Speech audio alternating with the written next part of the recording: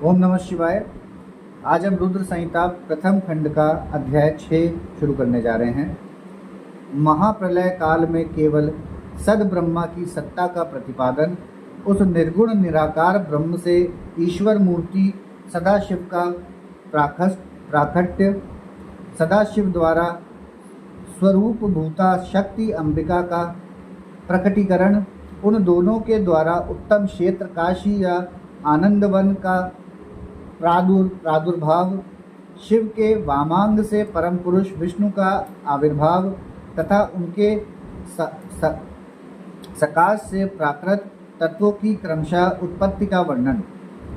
ब्रह्मा जी ने कहा, ब्राह्मण देव शिरोमणि, तुम सदा समस्त जगत के उपकार में ही लगे रहते हो। तुमने लोगों के हित कामना से यह बहुत उत्तम बात पूछी है, जिससे सुनने से संपूर्ण लोगों के समस्त पापों का क्षय हो जाता है। उस अनामय शिव तत्व का मैं तुमसे वर्णन करता हूँ। शिव तत्व का स्वरूप बड़ा ही उत्कृष्ट और अद्भुत है। जिस समय समस्त चराचर जगत नष्ट हो गया था, सर्वत्र केवल अंधकार ही अंधकार था। न सूर्य दिखाई देते थे, न चंद्रमा। अनन्य ग्रहों और नक्षत्रों का भी पता नहीं था। न दिन होता था, न रात। अग्नि, पृथ्वी, वायु और जल की भी सत्ता नहीं थी। प्रधान तत्व से रहित सूना आकाश मात्र शेष था। दूसरे किसी तेज की उपलब्धि नहीं होती थी। अदृष्ट आदि का भी अस्तित्व नहीं था। अदृष्ट आदि का भी अस्तित्व नहीं था।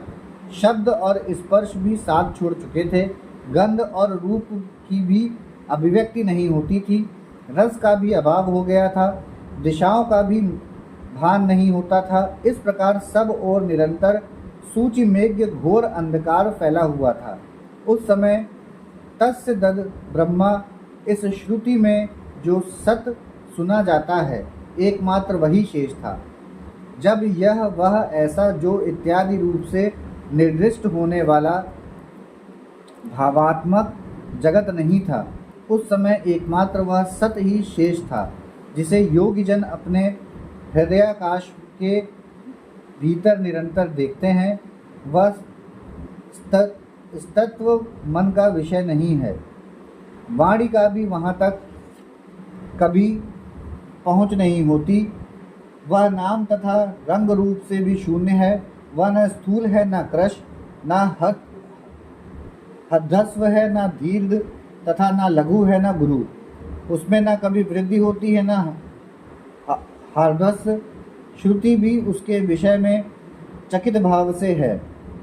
इतना ही कहती है, अर्थात उसकी सत्ता मात्र का ही निरूपण कर पाती है। उसका कोई विशेष विवरण देने में असमर्थ हो जाती है। वह सत्य ज्ञान स्वरूप अनंत परमानंदमय परम ज्योति स्वरूप अप्रमेय आधार रहित निर्विकार निराकार निर्गुण योगिगम्य सर्वव्यापी सबका एकमात्र कारण निर्विकल्प निरारंभ माया शून्य उपद्रव रहित अद्वितीय अनादि अनंत संकोच विकास से शून्य तथा चिन्मय है। जिस पर ब्रह्म के विषय में ज्ञान और अज्ञान से पूर्ण उक्तियों द्वारा इस प्रकार विकल्प किए जाते हैं, उसने कुछ काल के बाद द्वितीय की इच्छा प्रकट की। उसके भीतर एक से अनेक होने का संकल्प उदित हुआ। तब उस निराकार परमात्मा ने अपनी लीला शक्ति से अपने लिए मूर्ति आकार की कल्पना की।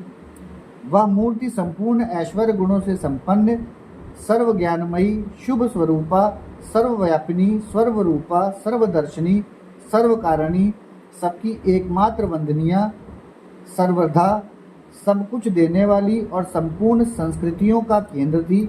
उस शुद्ध रूपणी ईश्वर मूर्ति की कल्पना करके वह अद्वितीय अनादि अनंत सर्व प्रकाशक चिन्मय सर्वव्यापी और अविनाशी परब्रह्म अंतर्रहित हो गया। जो मूर्ति रहित परब्रह्म है, उसी की मूर्ति भगवान सदाशिव हैं।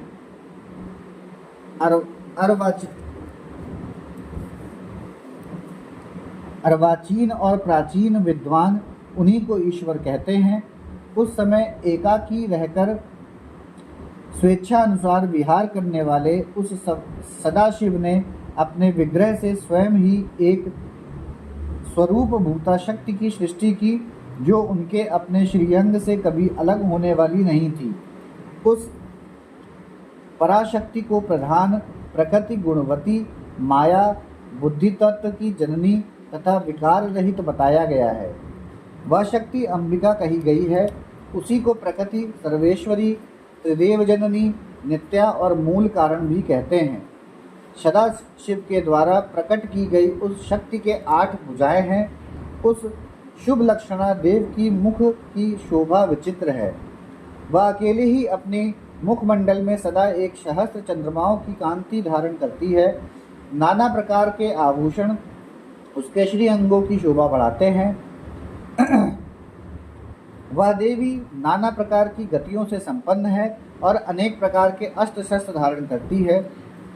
उसके खुले हुए नेत्र खिले हुए कमल के समान जान पड़ते हैं। वह अचिंत्य तेज से जगमगाती है। वह सबकी योनि है और सदा उद्यमशील रहती है। एकाकिनी होने पर भी वह माया संयोग वशात अनेक हो जाती है। वे जो सदाशिव हैं उन्हें परम पुरुष, ईश्वर, शिव, शंभु और महेश्वर कहते हैं। वे अपने मस्तक पर आकाश गंगा को धारण करते हैं। उनके हाल देश में चंद्रमा शोभा पाते हैं। उनके 5 मुख हैं और प्रत्येक मुख में 3-3 नेत्र हैं। उनका चित्त सदा प्रसन्न रहता है। वे 10 भुजाओं से युक्त और त्रिशूलधारी हैं। उनके श्री अंगों की प्रभा कपूर के समान श्वेत गौर है। वे अपने सारे अंगों में भस्म रमाए रहते हैं। उन काल रूपी ब्राह्मण ने एक ही समय शक्ति के नाद शिवलोक नामक क्षेत्र का निर्माण किया था। उस उत्तम क्षेत्र को ही काशी कहते हैं। वह परम निर्वाण या मोक्ष का स्थान है। वह सबके ऊपर विराजमान है। वे प्रियतम रूप शक्ति और शिव जो परमानंद स्वरूप हैं उस मनोरम क्षेत्र में नित्य निवास करते हैं। काशीपुरी परमानंद रूपिणी है। मुने शिव और शिवा ने प्रलय काल में भी कभी उस क्षेत्र को अपने सानिध्य से मुक्त नहीं किया है। इसलिए विद्वान पुरुष उसे अभिमुक्त क्षेत्र के नाम से भी जानते हैं। वह क्षेत्र आनंद का हेतु है। इसलिए पिनाकधारी शिव ने पहले उसका नाम आनंदवन रखा था। उसके बाद वह अभिमुक्त के नाम से प्रसिद्ध हुआ।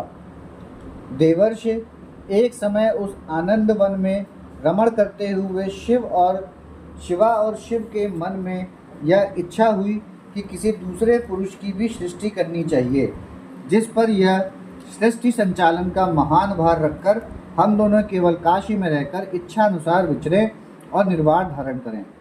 वही पुरुष हमारे अनुग्रह से सदा सबकी सृष्टि करे, पालन करे और वही अंत में सबका संहार भी करे। यह चित्त एक समुद्र के समान है। इसमें चिंता की उत्ताल तरंगे उठ उठकर इसे चंचल बनाए रहती हैं। इसमें सत्वगुण रूपी रत्न, तमोगुण रूपी ग्राह और रजोगुण रूपी मूंगे भरे हुए हैं। इस विशाल चित्त समुद्र को संकुचित करके हम दोनों उस पुरुष के प्रसाद से आनंद कानन काशी में सुखपूर्वक निवास करें। यह आनंदवन वह स्थान है जहाँ हमारी मनोवृत्ति सब ओर से सिमट कर इसी में लगी हुई है तथा जिसके बाहर का जगत चिंता से आतुर प्रतीत होता है। ऐसा निश्चय करके शक्ति सहित सर्वव्यापी परमेश्वर शिव ने अपने वाम भाग के 10वें अंग पर अमृत मल दिया। फिर तो वहाँ से एक पुरुष प्रकट हुआ जो तीनों लोकों में सबसे अधिक सुंदर था। वह शांत था, उसमें सत्वगुण की अधिकता थी तथा वह गंभीरता का अथाह सागर था। मुने क्षमा नामक गुण से युक्त उस पुरुष के लिए ढूंढने पर भी कहीं कोई उपमा नहीं मिलती। उसकी कांति इंद्रनील मणि के समान श्याम थी। उसके अंग अंग से दिव्य शोभा छिटक रही थी और नेत्र प्रफुल्ल कमल के समान शोभा पा रहे थे। श्री अंगों पर सुवर्ण की सी कांति वाले दो सुंदर रेशमी पीतांबर शोभा दे रहे थे। किसी से भी पराजित न होने वाला वह वीर पुरुष अपने प्रचंड भुजगंडों से सुशोभित हो रहा था। तदंतर उस पुरुष ने परमेश्वर शिव को प्रणाम करके कहा, स्वामिन, मेरे नाम निश्चित कीजिए और काम बताइए। उस पुरुष की यह बात सुनकर महेश्वर भगवान शंकर हंसते हुए मेघ के समान गंभीर वाणी में उससे बोले। शिव जी ने कहा, वत्स, व्यापक होने के कारण तुम्हारा विष्णु नाम विख्यात होगा। इसके सिवा और भी बहुत से नाम होंगे जो भक्तों को सुख देने वाले होंगे। तुम सुस्थिर उत्तम तप करो, क्योंकि वही समस्त कार्यों का साधन है। ऐसा कहकर भगवान शिव ने श्वास मार्ग से श्री विष्णु को वेदों का ज्ञान प्रदान किया। तदंतर अपनी महिमा से कभी च्युत न होने वाले श्री हरि भगवान शिव को प्रणाम करके बड़ी भारी तपस्या करने लगे और शक्ति सहित परमेश्वर शिव भी पार्षद गणों के साथ वहां से अदृश्य हो गए। भगवान विष्णु ने सुदीर्घ काल तक बड़ी कठोर तपस्या की। तपस्या के परिश्रम से युक्त भगवान विष्णु के अंगों से नाना प्रकार की जलधाराएं निकलने लगी। यह सब भगवान शिव की माया से ही संभव हुआ। महामुने, उस जल से सारा सूना आकाश व्याप्त हो गया। वह ब्रह्मा रूप जल अपने स्पर्श मात्र से सब पापों का नाश करने वाला सिद्ध हुआ।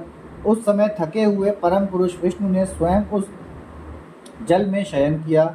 वे दीर्घ काल तक बड़ी प्रसन्नता के साथ उसमें रहे। नार अर्थात जल में शयन करने के कारण ही उनका नारायण या श्रुति सम्मत नाम प्रसिद्ध हुआ। उस समय उन परम पुरुष नारायण के सिवा दूसरी कोई प्राकृत वस्तु नहीं थी। उसके बाद ही उन महात्मा नारायण देव से यथा समय सभी तत्व प्रकट हुए।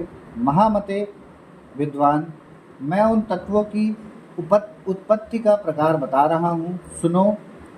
प्रकृति से महातत्व प्रकट हुआ और महातत्व से तीनों गुण। इन गुणों के भेद से ही त्रिविध अहंकार की उत्पत्ति हुई। अहंकार से 5 तन्मात्राएं हुई और उन तन्मात्राओं से 5 भूत प्रकट हुए। उसी समय ज्ञानेंद्रियों और कामेंद्रियों का भी प्रादुर्भाव हुआ। मुनि श्रेष्ठ, इस प्रकार मैंने तुम्हें तत्वों की संख्या बताई है। इनमें से पुरुष को छोड़कर शेष सारे तत्व प्रकृति से प्रकट हुए हैं, इसलिए सब के सब जड़ हैं। तत्वों की संख्या 24 है। उस समय एकाकार हुए 24 तत्वों को ग्रहण करके वे परम पुरुष नारायण भगवान शिव की इच्छा से ब्रह्म रूप जल में सो गए। यहाँ हमारा अध्याय 6 समाप्त होता है। ओम नमः शिवाय।